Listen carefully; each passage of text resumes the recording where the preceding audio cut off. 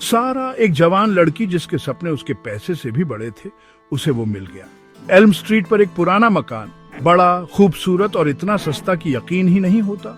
उसने गली की, उस घर की, सबकी बातों को अनसुना कर दिया। ये उसका मौका था। जिस दिन वो घर में आई, धूप ने घर को एक गर्म चमक से नहला दिया। धूल के कण नाच रहे थे, एक नई शुरुआत का वादा करते हुए। सामान खोलते हुए उसे एक रोमांच सा महसूस हुआ। ये पुराना घर भूली हुई कहानियों से भरा अब उसका था।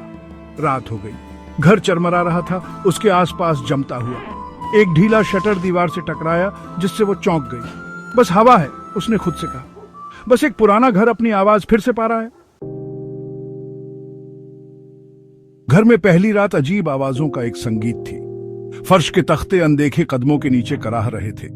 बत्तियां टिमटिमाई, उसे अंधेरे में डुबो दिया। नींद टुकड़ों टुकड़ों में आई, फुसफुसाहट से भूतिया।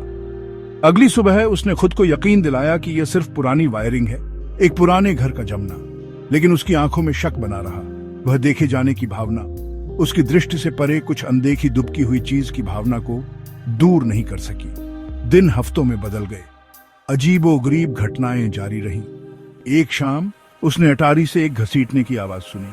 उसका दिल उसकी पसलियों से टकरा रहा था, डर से उसका खून ठंडा हो गया था। हालांकि जिज्ञासा और भी तेजी से जल रही थी। टॉर्च लेकर सारा धीरे धीरे अटारी की चरमराती सीढ़ियों पर चढ़ गई। मकड़ी के जाले उसके चेहरे पर ब्रश करते थे और हवा धूल और सड़ांत की गंध से भारी होती थी। घसीटने की आवाज फिर आई, अब तेज। ऐसा लग रहा था कि यह दूर कोने से आ रही है, परछाइयों में छिपी हुई है। वह आवाज की ओर बढ़ी, टॉर्च पकड़े हुए उसका हाथ कांप रहा था। वहां कोने में उसने उसे देखा, एक दरवाजा जिसे उसने पहले नहीं देखा था। यह थोड़ा अजर था, अंधेरा स्याही की तरह रिस रहा था। उसके कानों में दिल तेजी से धड़क रहा था। सारा ने दरवाजा खोल दिया। अंदर का अंधेरा प्रकाश से चिपका हुआ लग रहा था, गायब होने से इनकार कर रहा था।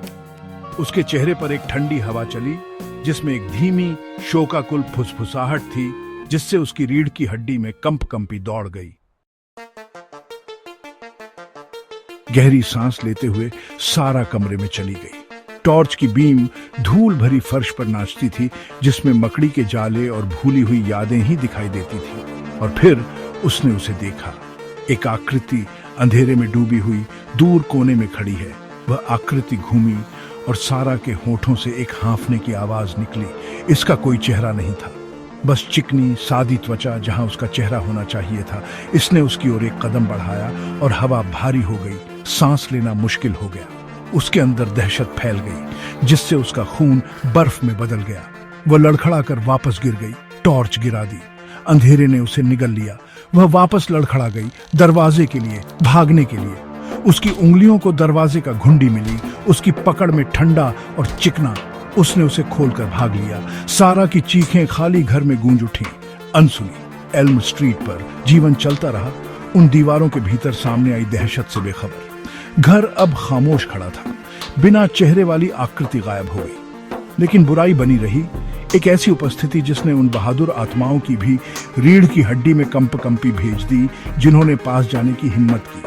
पड़ोसियों ने घर से परहेज किया, उस युवती के किस्से सुनाए जो बिना किसी निशान के गायब हो गई थी। एल्म स्ट्रीट ने अपनी सांस रोक रखी थी। सारा के आतंक की याद हमेशा के लिए सताती रही। एक भयानक याद दिलाती है कि कुछ घरों को भुला देना ही बेहतर होता है।